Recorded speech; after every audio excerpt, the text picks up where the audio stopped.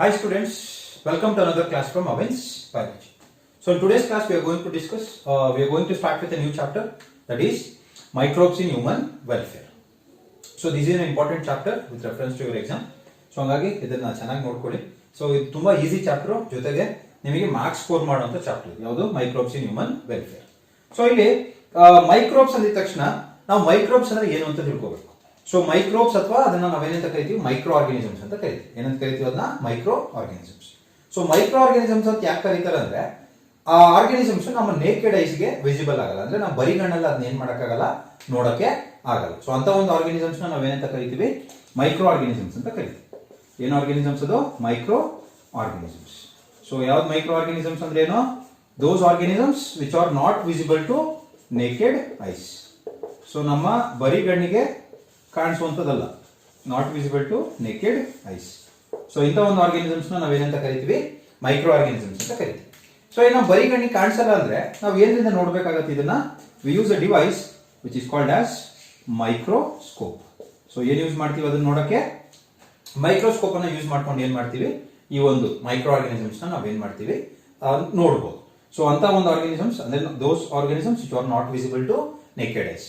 And the device which is used to see the microorganisms is called as microscope. So ಇಲ್ಲಿ microscope ಜೊತೆಗೆ ಈ micro organisms ಅನ್ನ ಒಂದು organisms ಬಗ್ಗೆ study ಮಾಡೋ ಒಂದು ಬ್ರಾಂಚ್ ನಾವು ಏನಂತ ಕರಿತೀವಿ ಅಂದ್ರೆ it is called as micro biology. So micro biology ಅಂತ ಕರಿತೀವಿ. So it is a branch which deals with study of micro organisms. Micro organisms ಬಗ್ಗೆ ಸ್ಟಡಿ ಮಾಡೋ ಬ್ರಾಂಚ್ ನಾವೇನಂತ ಕರಿತೀವಿ, ಮೈಕ್ರೋ ಬಯಾಲಜಿ ಅಂತ ಕರಿತೀವಿ. ಇಲ್ಲಿ ಮೈಕ್ರೋ ಆರ್ಗಾನಿಸಮ್ಸ್ ಅಂತ ಬಂದಾಗ there are various variety micro organisms ಇದೆ. ಅದರಲ್ಲಿ ತುಂಬಾ ಇಂಪಾರ್ಟೆಂಟ್ ಆಗಿ ಬರೋದು ಯಾವುದು? ಬ್ಯಾಕ್ಟೀರಿಯಾ. ಯಾವ್ದು ಬರುತ್ತೆ? Bacteria. And next we have viruses, next we have fungi, and next we have protozoans, and next we have viroids, and next we have viroids, and we have prions. So ಇಲ್ಲಿ bacteria, virus, fungi, ಪ್ರೋಟೋಜೋವನ್, viroids ಮತ್ತೆ ಪ್ರಿಯಾನ್ಸ್. So these are some of the various types of microorganisms. So ಇಲ್ಲಿ bacteria, these are prokaryotic organisms ಅಂತ ಕರೀತೀವಿ. prokaryotes ಅಂದ್ರೆ which do not have defined nucleus. So ಅದನ್ನ ನಾವೇನಂತ ಕರೀತೀವಿ, prokaryotes. And bacteria between ಉಳಿದಿದ್ದೆಲ್ಲ ಯಾವ್ದು ಬರುತ್ತೆ? ಯೂಕ್ಯಾರಿಯೋಟ್ಸ್ ಬರುತ್ತೆ. And viruses, these contain only DNA or RNA. DNA ಇರುತ್ತೆ ಅಥವಾ RNA ಇರುತ್ತೆ, ಜೆನೆಟಿಕ್ ಮಟೀರಿಯಲ್. ಅದ್ರ ಸುತ್ತ ಏನಿರುತ್ತೆ, ಒಂದು ಪ್ರೋಟೀನ್ ಕೋಟ್ ಇರುತ್ತೆ. ಸೊ ಅದನ್ನ ನಾವೇನಂತ ಕರಿತೀವಿ, viruses. These are acellular. Acellular ಅಂದ್ರೆ ಇದಕ್ಕೆ ಸೆಲ್ ಇರಲ್ಲ, ಬಟ್ ಬರೀ ಜೆನೆಟಿಕ್ ಮಟೀರಿಯಲ್ ಇರುತ್ತೆ, DNA ಇರುತ್ತೆ ಅಥವಾ RNA ಇರುತ್ತೆ, ಅದ್ರ ಸುತ್ತ ಏನಿರುತ್ತೆ, ಒಂದು ಪ್ರೋಟೀನ್ ಕೋಟ್ ಇರುತ್ತೆ. ಸೊ ಅದನ್ನ ಏನಂತ ಕರಿತೀವಿ, virus. And fungi, and next protozoans. These are protozoans. They are unicellular animals. ಯಾವುದು? protozoans. And next to viroids ಅಂತ ಬರುತ್ತೆ. So these are viroids. These are nothing but single stranded RNA. So ಅದನ್ನ ನಾವು ಏನಂತ ಕರಿತೀವಿ, viroids ಅಂತ ಕರಿತೀವಿ. ಏನಂತ ಕರಿತೀವಿ ಅದನ್ನ? viroids. These viroids they cause various diseases in plants. So viroids ಏನ್ ಮಾಡುತ್ತೆ, ಪ್ಲಾಂಟ್ಸ್ ಅಲ್ಲಿ ಡಿಸೀಸಸ್ ನ ಕಾಸ್ ಮಾಡುತ್ತೆ. ಸಿಂಗಲ್ ಸ್ಟ್ಯಾಂಡರ್ಡ್ RNA ಇದ್ರೆ ಅದನ್ನ ನಾವೇನಂತ ಕರಿತೀವಿ, ವೈರಾಯ್ಡ್ಸ್ ಅಂತ ಕರಿತೀವಿ. And next we have is the prions. So prions they are nothing but proteinaceous infective agents. ಯಾವುದು? ಪ್ರಿಯಾನ್ಸ್. ಸೊ ಪ್ರಿಯಾನ್ಸ್ ಅಂದ್ರೆ they are nothing but only proteins. ತುಂಬಾ they are minute proteins and they are infectious, ಅಂದ್ರೆ infections ನ cause ಮಾಡುತ್ತೆ. So ಅಂತದನ್ನು ನಾವು ಏನಂತ ಕರಿತೀವಿ, ಪ್ರಯಾನ್ಸ್ ಅಂತ ಕರಿತೀವಿ. ಸೊ ಇಲ್ಲಿ ನಿಮಗೆ ವೈರಾಯ್ಡ್ಸ್ ಮತ್ತೆ ಪ್ರಯಾನ್ಸ್ ಚೆನ್ನಾಗಿ ಜ್ಞಾಪಕ ಇರಬೇಕು. Viroids they are nothing but single standard RNA which cause diseases in plants, and prions these are nothing but proteinaceous infectious agents. So protein ಇರುತ್ತೆ, ಅದೇನ್ ಮಾಡುತ್ತೆ, ಇನ್ಫೆಕ್ಷನ್ ನ ಕಾಸ್ ಮಾಡ್ತಿರುತ್ತೆ. ಅಂತದನ್ನು ನಾವು ಏನಂತ ಕರಿತೀವಿ, ಪ್ರಿಯಾನ್ಸ್ ಅಂತ ಕರಿತೀವಿ. So these are some of the categories of ಯಾವುದು ನಿಮಗೆ ಮೈಕ್ರೋ ಆರ್ಗಾನಿಸಮ್ಸ್. ಸೊ ಕ್ಯಾಟಗರೀಸ್ ಅಂದ್ರೆ ಬ್ಯಾಕ್ಟೀರಿಯಾ, ವೈರಸ್ ಇದೆಲ್ಲ ಬರುತ್ತೆ. ಸೊ ಇಲ್ಲಿ ಮೈಕ್ರೋಬ್ಸ್ ಇಂದ ಅಥವಾ ಮೈಕ್ರೋ ಆರ್ಗಾನಿಸಮ್ಸ್ ಇಂದ ಹ್ಯೂಮನ್ಸ್ಗೆ ಅಡ್ವಾಂಟೇಜಸ್ ಇದೆ, ಡಿಸ್ಅಡ್ವಾಂಟೇಜಸ್ ಇದೆ. ಸೊ ಅಡ್ವಾಂಟೇಜಸ್ ಅಂದ್ರೆ ಏನು, ನಮಗೆ ಯೂಸ್ ಆಗುವಂಥದ್ದು. ಡಿಸ್ಅಡ್ವಾಂಟೇಜ್ ಅಂದ್ರೆ ಏನು, ನಮಗೆ ಪ್ರಾಬ್ಲಮ್ ನ ಕಾಸ್ ಮಾಡುವಂಥದ್ದು. ಇಲ್ಲಿ ಏನ್ ಮಾಡುತ್ತೆ, ಮೈಕ್ರೋಬ್ಸ್ ಇಂದ ನಮಗೆ ಡಿಸೀಸಸ್ ತುಂಬಾ ಜಾಸ್ತಿ ಬರುತ್ತೆ. ಸೊ ಡಿಸೀಸಸ್ ಬರುತ್ತೆ ನಮಗೆ ಅಂತಲ್ಲ, ಅನಿಮಲ್ಸಿಗೆ ಬರುತ್ತೆ, ಪ್ಲಾಂಟ್ಸಿಗೆ ಬರುತ್ತೆ, ಎಲ್ಲದಕ್ಕೂ ಕೂಡ ಏನಾಗುತ್ತೆ ಮೈಕ್ರೋ ಆರ್ಗಾನಿಸಮ್ಸ್ ಇಂದ ಡಿಸೀಸಸ್ ಬರುತ್ತೆ. ಅದೇ ಒಂದಷ್ಟು ಮೈಕ್ರೋ ಆರ್ಗಾನಿಸಮ್ಸ್ ಇದೆ, ಅದರಿಂದ ನಮಗೆ ಏನಿರುತ್ತೆ ಅಡ್ವಾಂಟೇಜಸ್ ಇರುತ್ತೆ. ಏನಿರುತ್ತೆ ಅದರಿಂದ ಅಡ್ವಾಂಟೇಜಸ್ ಇರುತ್ತೆ.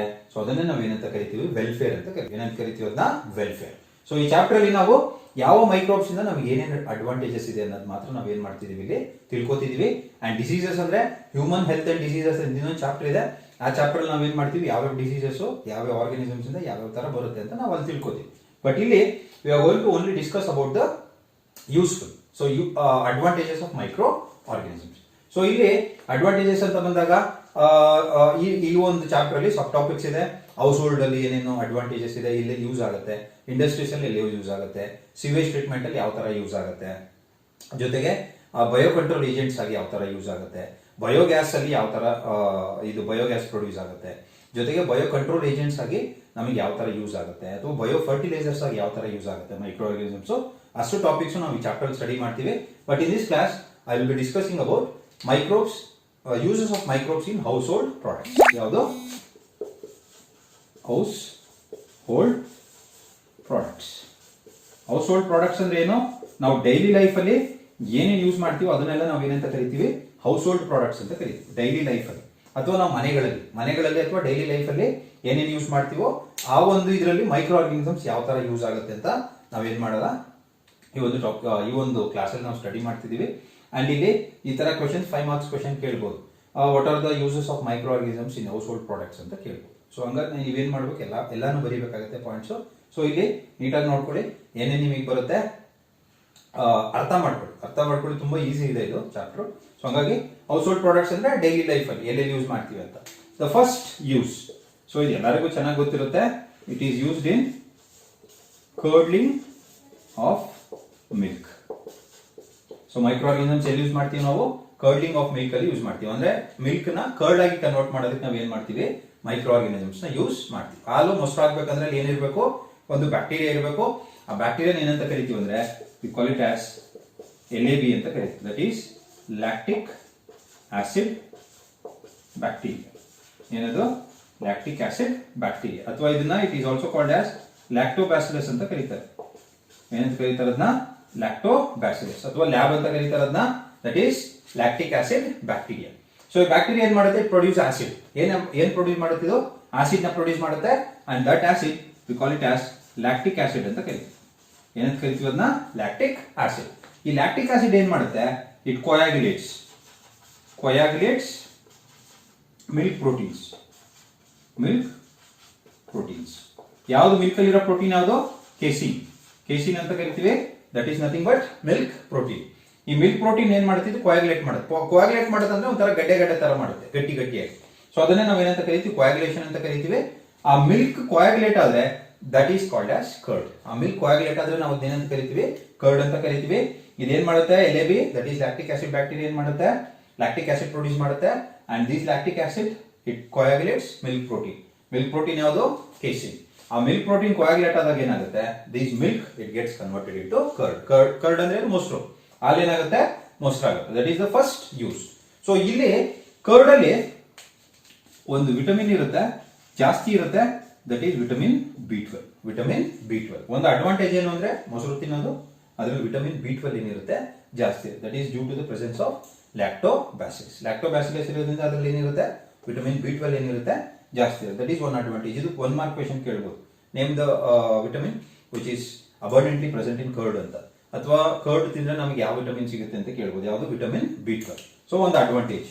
ಅದೇ ತರ ಇನ್ನೊಂದು ಅಡ್ವಾಂಟೇಜ್ ಏನು ಅಂದ್ರೆ ಇದು ನಮಗೆ ಇಮ್ಯುನಿಟಿನ ಜಾಸ್ತಿ ಮಾಡುತ್ತೆ. ಅಂದ್ರೆ ನಮ್ಮ ಒಂದು ಏನ್ ಡೈಜೆಸ್ಟಿವ್ ಸಿಸ್ಟಮ್ ಅಲ್ಲಿ ಡೈಜೆಸ್ಟಿವ್ ಟ್ರಾಕ್ಟ್ ಏನಿದೆ ಅದರಲ್ಲಿರೋ harmful bacteria harmful micro organisms ಏನ್ ಮಾಡುತ್ತೆ, ಇದು ಸಾಯಿಸುತ್ತೆ. ಯಾವುದು, ಲ್ಯಾಕ್ಟೋಬ್ಯಾಸಿಲಸ್. ಅಂದ್ರೆ ನಮಗೆ ಹೆಲ್ಪ್ ಮಾಡುತ್ತೆ, ಇಮ್ಯುನಿಟಿ ಕೊಡಕ್ಕೆ ಏನ್ ಮಾಡುತ್ತೆ, ಲ್ಯಾಕ್ಟೋಬ್ಯಾಸಿಲಸ್ ಏನ್ ಮಾಡುತ್ತೆ, ಹೆಲ್ಪ್ ಮಾಡುತ್ತೆ. ಒಂದು ಅಡ್ವಾಂಟೇಜ್ ಏನು, ಅದ್ರಲ್ಲಿ ಏನಿರುತ್ತೆ, ವಿಟಮಿನ್ B12 ಇರುತ್ತೆ. ಜೊತೆಗೆ ನಮಗೆ ಹಾರ್ಮ್ಫುಲ್ ಬ್ಯಾಕ್ಟೀರಿಯಾ ಏನಾದ್ರು ನಮ್ಮ ಡೈಜೆಸ್ಟಿವ್ ಟ್ರಾಕ್ಟ್ ಅಲ್ಲಿ ಇದ್ರೆ ಅದನ್ನ ಏನ್ ಮಾಡುತ್ತೆ, ಇದು ಸಾಯಿಸುತ್ತೆ, ಕಿಲ್ ಮಾಡುತ್ತೆ. So that is another advantage. So that is the first use of ಯಾವುದು, microorganisms in household product, that is curdling of milk. So that is the first use. And second use ಬಂದು in fermentation. fermentation, T right, fermentation of ಯಾವುದು ನಿಮಗೆ fermentation of dough, fermentation of dough. So this is the second use. Dough ಅಂದ್ರೆ ಹಿಟ್ಟು, ಏನು ನೀವು ಇಡ್ಲಿ ಅಥವಾ ದೋಸೆಗೆ use ಮಾಡ್ತೀರಲ್ಲ ಹಿಟ್ಟನ್ನ, ಅದನ್ನ ನಾವೇನಂತ ಕರಿತೀವಿ, ಡೋ ಅಂತ ಕರಿತೀವಿ. ಸೊ ಈಗ ಸಾಮಾನ್ಯವಾಗಿ ನೀವೇನ್ ಮಾಡ್ತೀರಾ, ಇಡ್ಲಿ ಅಥವಾ ದೋಸೆ ಮಾಡ್ಬೇಕಾದ್ರೆ ಅದಕ್ಕೆಲ್ಲ ರೆಡಿ ಮಾಡಿ ಹಿಟ್ಟನ್ನು ರುಬ್ಸ್ಕೊಂಡ್ ಬರ್ತೀರಾ ಅಥವಾ ಮನೇಲಿ ಮಿಕ್ಸಿಲಿ ಹಾಕಿ ರುಬ್ತೀರಾ. ರುಬ್ಬಿಟ್ಟು ಏನ್ ಮಾಡ್ತೀರಾ, ಅದನ್ನ ನೈಟ್ ಇಟ್ಟು ಬೆಳಿಗ್ಗೆ ಏನ್ ಮಾಡ್ತೀರಾ, ದೋಸೆ ಅಥವಾ ಇಡ್ಲಿನ ಮಾಡ್ತೀರಾ. ಯಾಕೆ ಆ ತರ ಮಾಡ್ಬೇಕು, ಅಲ್ಲಿ ನಿಮ್ಗೆ ಏನಾಗುತ್ತೆ, ರಾತ್ರಿ ನೀವು ನೋಡಿ, ರಾತ್ರಿ ಹಾಕುವಾಗ ಕಡಿಮೆ ಇರುತ್ತಿತ್ತು, ಬಟ್ ಬೆಳಗ್ಗೆ ಏನಾಗಿರುತ್ತದು ಇಟ್ಟು ಇನ್ನೊಂದು ಸ್ವಲ್ಪ ಜಾಸ್ತಿ ಆಗಿರುತ್ತೆ. ಯಾವ ತರ ಜಾಸ್ತಿ ಆಗುತ್ತೆ, that is due to the fermentation. ಏನಾಗುತ್ತೆ ಅಲ್ಲಿ, ಫರ್ಮೆಂಟೇಶನ್ ಆಗುತ್ತೆ. Fermentation in the sense there will be release of carbon dioxide. ಏನ್ ರಿಲೀಸ್ ಆಗುತ್ತೆ ಅಲ್ಲಿ, ಆ ಮೈಕ್ರೋ ಆರ್ಗಾನಿಸಮ್ಸ್ ಇರುತ್ತೆ, ಆ ಮೈಕ್ರೋ ಆರ್ಗಾನಿಸಮ್ಸ್ ಏನ್ ಮಾಡ್ತವೆ, ಕಾರ್ಬನ್ ಡೈಆಕ್ಸೈಡ್ ನ ರಿಲೀಸ್ ಮಾಡುತ್ತೆ. ಕಾರ್ಬನ್ ಡೈಆಕ್ಸೈಡ್ ರಿಲೀಸ್ ಮಾಡೋದ್ರಿಂದ ಏನಾಗುತ್ತೆ, ಆ ಹಿಟ್ಟು ಏನಂತ ಉಬ್ಬುತ್ತೆ. ಏನಾಗುತ್ತೆ, ಅದು ಉಬ್ಬುತ್ತೆ. ಸೊ ಆ ಒಂದು ಪ್ರಾಸೆಸ್ ನ ನಾವೇನಂತ ಕರಿತೀವಿ, ಫರ್ಮೆಂಟೇಶನ್ ಅಂತ ಕರಿತೀವಿ. ಏನಂತ ಕರಿತೀವಿ ಅದನ್ನ, ಫರ್ಮೆಂಟೇಶನ್. ಸೊ ಯಾವಾಗ ಹಿಟ್ಟು ಉಬ್ಬುತ್ತೋ ನಾವಾಗ ಇಡ್ಲಿ ದೋಸೆ ಮಾಡೋದು ಏನಾಗುತ್ತೆ, ನಮಗೆ ಒಂಥರ ಪಫಿ ಅಪಿಯರೆನ್ಸ್ ಬರುತ್ತೆ, ಸಾಫ್ಟ್ ಆಗಿರುತ್ತೆ. ಏನಿರುತ್ತದೋ ಸಾಫ್ಟ್ ಆಗಿರುತ್ತೆ. ನೀವು ದೋಸೆ ನೋಡಿ ಮೇಲೆ ತೂತಾಗುತ್ತೆ. ನೀವು ಯಾವಾಗ ಹಾಕ್ತಿರಲ್ಲ, ಬಿಸಿ ಹೆಂಚ್ ಮೇಲೆ ಹಾಕಿದಾಗ ಅದೇನಾಗುತ್ತೆ, ಕಾರ್ಬನ್ ಡೈಆಕ್ಸೈಡ್ ರಿಲೀಸ್ ಆಗುತ್ತೆ. ಕಾರ್ಬನ್ ಡೈಆಕ್ಸೈಡ್ ರಿಲೀಸ್ ಆದಾಗ ಏನಾಗುತ್ತೆ, ಅದ್ರ ಮೇಲೆ ತೂತಾಗುತ್ತೆ. ಹಂಗಾಗಿ ನಮಗೆ ಪಫಿ ಅಪಿಯರೆನ್ಸ್ ಬರುತ್ತೆ. ಪಫಿ ಅಂದ್ರೆ ಒಂಥರ ಮೆತ್ತಿಗಿರುತ್ತೆ ನೋಡಕ್ಕೆ. So that is due to the release of carbon dioxide by micro organism. ಏನ್ ರಿಲೀಸ್ ಆಗುತ್ತೆ ಅಲ್ಲಿ, ಕಾರ್ಬನ್ ಡೈಆಕ್ಸೈಡ್ ರಿಲೀಸ್ ಆಗುತ್ತೆ. And it is due to the glycolysis ಅಂತ ಕರಿತೀವಿ. ಯಾವ ಪ್ರೋಸೆಸ್ ಇಂದ ರಿಲೀಸ್ ಆಗೋದು, ಗ್ಲೈಕೋಲಿಸಿಸ್. ಸೊ ಈ ಗ್ಲೈಕೋಲಿಸಿಸ್ ಇಂದ ಏನ್ ರಿಲೀಸ್ ಆಗುತ್ತೆ, ಕಾರ್ಬನ್ ಡೈಆಕ್ಸೈಡ್ ರಿಲೀಸ್ ಆಗುತ್ತೆ. ಆ ಕಾರ್ಬನ್ ಡೈಆಕ್ಸೈಡ್ ರಿಲೀಸ್ ಆಗೋದ್ರಿಂದ ನಮ್ಗೆ ಇಡ್ಲಿ ಮತ್ತು ದೋಸೆ ಏನಾಗುತ್ತೆ, ಮೆತ್ತಿಗಿರುತ್ತೆ ತಿನ್ನಕ್ಕೆ. ಹಂಗೆ ನೀವು ಹಾಕಿದ ತಕ್ಷಣ ಮಾಡಿದ್ರೆ ಇಡ್ಲಿ ಅಥವಾ ದೋಸೆ ಚೆನ್ನಾಗಿ ಬರಲ್ಲ. ಅಂದ್ರೆ ರುಬ್ಬಿದ ತಕ್ಷಣ, ಹಿಟ್ಟಲ್ಲಿ ರುಬ್ಬಿದ ತಕ್ಷಣ ಮಾಡಿದ್ರೆ. ಬಟ್ ಏನ್ ಮಾಡ್ತೀರಾ ನೀವು, ರಾತ್ರಿ ರುಬ್ಬಿಟ್ಟು ಬೆಳಗ್ಗೆವರೆಗೂ ಇಡ್ತೀರಾ. ಬೆಳಗ್ಗೆ ಏನಾಗುತ್ತೆ, ಅದು ಒಂಥರ ಊದ್ಕೊಂಡಿರುತ್ತೆ, ಅಂದ್ರೆ ಉಬ್ಬಿರುತ್ತೆ. ಅದನ್ನ ನಾವೇನ್ ಮಾಡಿದಾಗ ನಮಗೆ ತುಂಬಾ ಸಾಫ್ಟ್ ಆಗಿ ಬರುತ್ತೆ. So that is due to the release of carbon dioxide. ಯಾವ ಪ್ರೋಸೆಸ್ ಇಂದ ಆಗೋದು, ಗ್ಲೈಕೋಲಿಸಿಸ್. ಯಾವ ಪ್ರೋಸೆಸ್, ಗ್ಲೈಕೋಲಿಸಿಸ್. ಸೊ ಇನ್ನೊಂದು ಇಲ್ಲಿ ಬೇಕರಿಲಿ ಕೂಡ ಯೂಸ್ ಮಾಡ್ತಾರೆ. ಯಾವ್ದನ್ನ, ಈ ಒಂದು ಮೈಕ್ರೋ ಆರ್ಗಾನಿಸಮ್ಸ್. ಯಾವ್ದನ್ನ ಯೂಸ್ ಮಾಡ್ತಾರೆ, ಮೈಕ್ರೋಬ್ಸ್. ಸೊ ಬೇಕರಿಲಿ ಏನಕ್ಕೆ ಯೂಸ್ ಮಾಡ್ತಾರೆ, ಟು ಮೇಕ್ ಬ್ರೆಡ್ ಅಂಡ್ ಬನ್ ಅಥವಾ ಕೇಕ್. ಏನ್ ನಿಮಗೆ ಪಫಿ ಅಪಿಯರೆನ್ಸ್ ಮೆತ್ತಿಗೆ ತಿನ್ನಕ್ಕಿರುತ್ತೋ ಬೇಕರಿಲಿ, ಅಲ್ಲಿ ಏನ್ ಮಾಡಿರ್ತಾರೆ, ಒಂದು ಮೈಕ್ರೋ ಆರ್ಗಾನಿಸಮ್ ಯೂಸ್ ಮಾಡ್ತಾರೆ, that is bacteria. And that bacteria is called as Saccharomyces cerevisiae. Saccharomyces cerevisiae. This is called as baker's yeast ಅಂತ ಕರೀತಾರೆ. Baker's yeast. ಸೊ ಯಾವ್ದು ಬೇಕರ್ಸ್ ಈಸ್ಟ್, Saccharomyces cerevisiae. ಇದನ್ನ ಎಲ್ಲಿ ಯೂಸ್ ಮಾಡ್ತಾರೆ, ಬೇಕರೀಸ್ ಅಲ್ಲಿ ಯೂಸ್ ಮಾಡ್ತಾರೆ. ಏನಕ್ಕೆ, ಬ್ರೆಡ್ ಮತ್ತೆ ಬನ್ ಮಾಡಕ್ಕೆ. ಸೊ ಹಿಟ್ಟು ಕಲಿಸ್ತಾರೆ, ಕಲಿಸ್ಬಿಟ್ಟು ಅದಕ್ಕೆ ಏನ್ ಮಾಡ್ತಾರೆ, ಈ ಒಂದು ಈಸ್ಟ್ ಅನ್ನ ಆಡ್ ಮಾಡ್ತಾರೆ. ಆಡ್ ಮಾಡ್ಬಿಟ್ಟು ಏನ್ ಮಾಡ್ತಾರೆ, ಅದಕ್ಕೆ ಸೂಟಬಲ್ ಟೆಂಪರೇಚರ್ ಅಲ್ಲಿ ಏನ್ ಮಾಡ್ತಾರೆ, ಅದನ್ನ ಓವನ್ ಅಲ್ಲಿ ಹಾಕಿಡ್ತಾರೆ. ಅದು ಯಾವಾಗ ಸೂಟಬಲ್ ಟೆಂಪರೇಚರ್ ಆಗುತ್ತೋ ಅದೇನಾಗುತ್ತೆ, ಈಸ್ಟ್ ಗ್ರೋ ಆಗುತ್ತೆ. ಆ ಈಸ್ಟ್ ಗ್ರೋ ಆದಾಗ ಅದ್ರ ಒಳಗಡೆ ಏನಾಗುತ್ತೆ, ನಿಮಗೆ ಉಬ್ಬುತ್ತೆ. ಬನ್ ಅಥವಾ ಬ್ರೆಡ್ ಅದ್ರ ಮೇಲೆ ನೋಡಿ ತೂತಿರುತ್ತೆ ಒಳಗಡೆ. ನೀವು ಬನ್ ಅಥವಾ ಬ್ರೆಡ್ ನೋಡಿದಾಗ ತೂತು, that is due to the release of carbon dioxide. ಯಾವುದೊಂದು ಯೂಸ್ ಮಾಡೋದಲ್ಲಿ, Saccharomyces cerevisiae. This is yeast. Yeast it belongs to fungi. So ಇದು Saccharomyces cerevisiae. ಇದನ್ನ ಏನಂತ ಕರೀತಾರೆ, ಬೇಕರ್ಸ್ ಈಸ್ಟ್ ಅಂತ ಕರೀತಾರೆ. ಯಾಕೆ ಬೇಕರ್ಸ್ ಈಸ್ಟ್ ಅನ್ನೋದು, ಇದನ್ನ ಎಲ್ಲಿ ಯೂಸ್ ಮಾಡ್ತಾರೆ, ಬೇಕರಿಗಳಲ್ಲಿ ಯೂಸ್ ಮಾಡ್ತಾರೆ. So that is the baker's yeast. This is the second use, that is fermentation of dough. So ಇಲ್ಲೂ ಕೂಡ ಏನ್ ಮಾಡ್ತಾರೆ, ಹಿಟ್ಟನ್ನ ಫರ್ಮೆಂಟ್ ಮಾಡ್ತಾರೆ. ಅಥವಾ ಅದೇ ತರ ನಮ್ಮ ಮನೆಗಳಲ್ಲಿ ದೋಸೆ ಅಥವಾ ಇಡ್ಲಿ ಹಿಟ್ಟನ್ನ ಕೂಡ ನಾವೇನ್ ಮಾಡ್ತೀವಿ, ಫರ್ಮೆಂಟ್ ಮಾಡ್ತೀವಿ. That is due to the ಯಾವ ಪ್ರೊಸೆಸ್ ಇಂದ ಅಲ್ಲಿ ಕಾರ್ಬನ್ ಡೈಆಕ್ಸೈಡ್ ರಿಲೀಸ್ ಆಗೋದು, glycolysis. So this is the second use, that is fermentation of dough. Next third use, to make traditional drinks and food. Traditional drinks ಮತ್ತೆ food. So traditional drinks ಅಂದ್ರೆ ಇಲ್ಲೂ ಕೂಡ again ಯಾವ ಕೆಲಸ ಮಾಡುತ್ತೆ, fermentation. ಯಾವ ಕೆಲಸ ಮಾಡೋದು, ಇಲ್ಲೂ ಕೂಡ ಫರ್ಮೆಂಟೇಶನ್ ಪ್ರಾಸೆಸ್ ಆಗುತ್ತೆ. ಅಂಡ್ ಇಲ್ಲಿ ಯಾವ ಟ್ರೆಡಿಷನಲ್ ಡ್ರಿಂಕ್ ಅಂದ್ರೆ ಇಟ್ ಇಸ್ ಕಾಲ್ಡ್ ಆಸ್ ಟಾಡಿ ಅಂತ ಕರಿತೀವಿ. ಏನಂತ ಕರಿತೀವಿ ಅಲ್ಲಿ, ಟಾಡಿ. TODDY. ಟಾಡಿ ಅಂದ್ರೆ ಹೆಂಡ ಅಂತ ಹೇಳ್ತಿರಲ್ಲ, ಹೆಂಡ ಕುಡಿತಾರೆ ಅಂತ. So that is nothing but toddy. So ಅದನ್ನ ಅಲ್ಲೂ ಕೂಡ ಏನಾಗುತ್ತೆ, ಮೈಕ್ರೋ ಆರ್ಗಾನಿಸಮ್ಸ್ ಇರುತ್ತೆ, ಫರ್ಮೆಂಟೇಶನ್ ಆಗುತ್ತೆ. ಅಲ್ಲೂ ಕೂಡ ಏನಾಗುತ್ತೆ, ಫರ್ಮೆಂಟೇಶನ್ ಆಗಿ ಕಾರ್ಬನ್ ಡೈಆಕ್ಸೈಡ್ ಮತ್ತೆ ಇಥೈಲ್ ಆಲ್ಕೋಹಾಲ್ ರಿಲೀಸ್ ಆಗುತ್ತೆ. ಸೊ ಅದನ್ನೇ ನಾವೇನಂತ ಕರಿತೀವಿ, ಟಾಡಿ ಅಂತ ಕರಿತೀವಿ. ಇಲ್ಲಿ ಟಾಡಿ ಪ್ರಿಪೇರ್ ಮಾಡ್ಬೇಕಂತ ಯಾವ್ದನ್ನ ಯೂಸ್ ಮಾಡ್ತಾರೆ, ಮೈಕ್ರೋ ಆರ್ಗಾನಿಸಮ್ಸ್ ನ ಏನ್ ಮಾಡ್ತಾರೆ, ಯೂಸ್ ಮಾಡ್ತಾರೆ. ಯಾವ್ದನ್ನ ಯೂಸ್ ಮಾಡ್ತಾರೆ ಇಲ್ಲಿ, ಏನ್ ಪ್ರಿಪೇರ್ ಮಾಡಕ್ಕೆ toddy. This is a traditional drink. ಯಾವ್ದು ಟಾಡಿ. ಯಾವ ಪ್ರೊಸೆಸ್ ಮುಖಾಂತರ ಆಗುತ್ತೆ ಇದು? ಫರ್ಮೆಂಟೇಷನ್. ಸೊ ಟಾಡಿ ಎಂಡ ಅಂತ ಕರೀತಾರೆ. ನಮ್ಮ ಕನ್ನಡದಲ್ಲಿ ಏನಂತೀವಿ ಅದನ್ನ? ಎಂಡ ಅಂತೀವಿ ಅಥವಾ ಕಲ್ಲು ಅಂತ ಕರೀತಾರೆ ಒಂದೊಂದು ಕಡೆ. ಸೊ ಅದನ್ನ ಮಾಡೋದು ಯಾವ್ದ್ರಿಂದ? With the help of micro organisms, that is toddy. And ಅದೇ ತರ ಇಲ್ಲಿ they also ferment some food products. ಯಾವ್ಯಾವ ಫುಡ್ ಪ್ರಾಡಕ್ಟ್ಸ್ ನ ಫರ್ಮೆಂಟ್ ಮಾಡ್ತಾರೆ? ಫಿಶ್, ಸೋಯಾಬೀನ್, ಆಮೇಲೆ ಬ್ಯಾಂಬೂ ಸ್ಯಾಪ್. ಸೊ ಇದನ್ನೆಲ್ಲ ಕೂಡ ಏನ್ ಮಾಡ್ತಾರೆ? ಫರ್ಮೆಂಟ್ ಮಾಡ್ತಾರೆ. ಯಾವ್ದು ಯೂಸ್ ಮಾಡ್ಕೊಂಡು? ಮೈಕ್ರೋ ಆರ್ಗನಿಸಮ್ಸ್ ಯೂಸ್ ಮಾಡ್ಕೊಂಡು ಏನ್ ಮಾಡ್ತಾರೆ? ಫರ್ಮೆಂಟ್ ಮಾಡಿ ಇದನ್ನ ಏನ್ ಮಾಡ್ತಾರೆ? ಇಲ್ಲಿ various types of food products ನ ಪ್ರಿಪೇರ್ ಮಾಡ್ತಾರೆ. ಯಾವ್ದಾದ್ರು? Fermentation of fish, soybean and bamboo sap. So ಇಲ್ಲಿ toddy it is prepared palm sap ಇಂದ ಪ್ರಿಪೇರ್ ಮಾಡೋದು. ಎದ್ರಿಂದ ಪ್ರಿಪೇರ್ ಮಾಡೋ ಟಾಡಿನ? ಪಾಮ್. ನಾವು ನಾರ್ಮಲ್ ಆಗಿ ಟಾಡಿ ಅಂದ್ರೆ ಎಂಡ ಏನ್ರಿಂದ ಇಳಿಸಿರ್ತಾರೆ? ನಿಮಗೆ ತೆಂಗಿನ ಮರದಿಂದ ಇಳಿಸಬಹುದು, ಅಥವಾ ಈಚಿಲ್ ಮರದಿಂದ ಅಥವಾ ಸೊ ಅದನ್ನೆಲ್ಲ ಏನಂತ ಕರಿತೀವಿ? ಪಾಮ್ ಟ್ರೀಸ್ ಅಂತ ಕರಿತೀವಿ. ಸೊ ಈಚಿಲ್ ಮರ ಅಥವಾ ಇದು ಯಾವ್ದು? ತೆಂಗಿನ ಮರ. ಸೊ ಆ ತರದ್ರಿಂದ ಯೂಸ್ ಇದನ್ನ ಏನನ್ನ ಎಂಡನ ತೆಗಿತಾರೆ. That is called toddy. So ಈ ಟಾಡಿ ಯಾವ್ದ್ರ ಮುಖಾಂತರ? ಫರ್ಮೆಂಟೇಷನ್ ಮುಖಾಂತರ ಆಗುತ್ತೆ. ಸೊ ಇಲ್ಲೂ ಕೂಡ ಯಾವ್ದು ಯೂಸ್ ಆಗುತ್ತೆ? Micro organism. So that is the third use, that is traditional drinks and food. So that is the third use of microorganisms in household products. And next comes the fourth one is production of cheese. ಯಾವುದು? Cheese. So cheese ಅಂತ ಕೇಳಿರ್ತೀರಾ? ಕೇಳಿಲ್ಲ ಅಂದ್ರೆ it is also dairy product. ಇದನ್ನು ಕೂಡ ಏನಿಂದ ಮಾಡ್ತಾರೆ? ಹಾಲಿಂದ ಮಾಡಿರ್ತಾರೆ. ಯಾವುದು? ಚೀಸ್. ಅದು ಬೆಣ್ಣೆ ತರ ಇರುತ್ತೆ, ಬಟ್ ಬೆಣ್ಣೆ ತುಂಬಾ ಮೆತ್ತಿಗೆ ಸಾಫ್ಟ್ ಆಗಿರುತ್ತೆ. ಬಟ್ ಈ ಚೀಸ್ ಏನಾಗಿರುತ್ತೆ? ಗಟ್ಟಿಯಾಗಿರುತ್ತೆ, ಬಟ್ ತಿನ್ನಕ್ ತುಂಬಾ ಟೇಸ್ಟಿ ಇರುತ್ತೆ. ಇದನ್ನ ಫಾರಿನರ್ ತುಂಬಾ ಜಾಸ್ತಿ ಯೂಸ್ ಮಾಡ್ತಾರೆ. ಚೀಸ್ ನಮ್ಮ ಕಡೆ ಅಷ್ಟೊಂದು ನಾವು ಯೂಸ್ ಮಾಡಲ್ಲ, ಬಟ್ ಫಾರಿನ್ ಕಂಟ್ರಿಗಳಲ್ಲಿ ಏನ್ ಮಾಡ್ತಾರೆ? ಈ ಚೀಸ್ ನ ತುಂಬಾ ಜಾಸ್ತಿ ಯೂಸ್ ಮಾಡ್ತಾರೆ.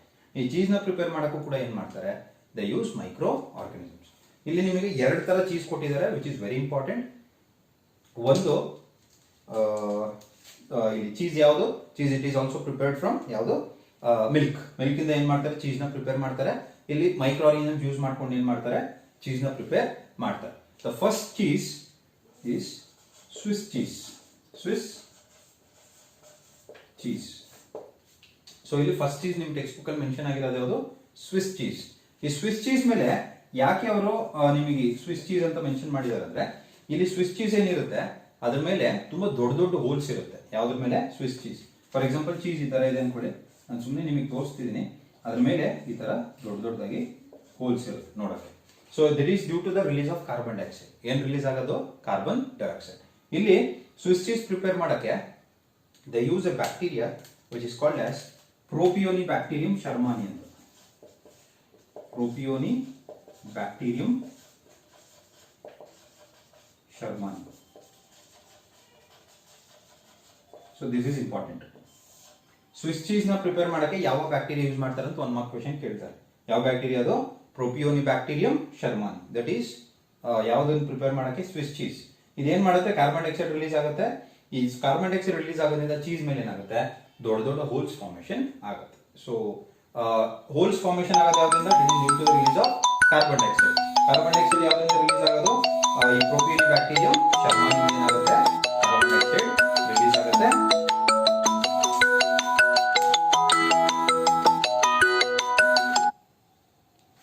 So that is ಯಾವುದು? Propionibacterium shermani. ಯಾವುದು? Swiss cheese. And next there is another cheese which is called as Roquefort cheese.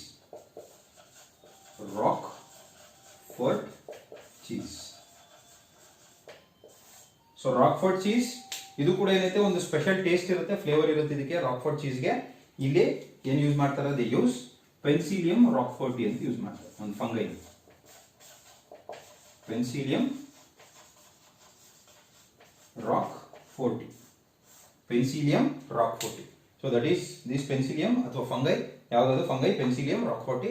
ಇದು ನಿಮ್ಮ ಟೆಕ್ಸ್ಟ್ ಬುಕ್ ಅಲ್ಲಿ ಮೆನ್ಷನ್ ಆಗಿಲ್ಲ, ಬಟ್ ಇಲ್ಲಿ ಯಾವ್ದೋ ಒಂದು ಫಂಗೈ ಯೂಸ್ ಮಾಡ್ತಾರೆ, ಪೆನ್ಸಿಲಿಯಂ ರಾಕ್ಫೋರ್ಟಿ ಯೂಸ್ ಮಾಡ್ತಾರೆ. ಯಾವ ಚೀಸ್ ಪ್ರಿಪೇರ್ ಮಾಡಕ್ಕೆ?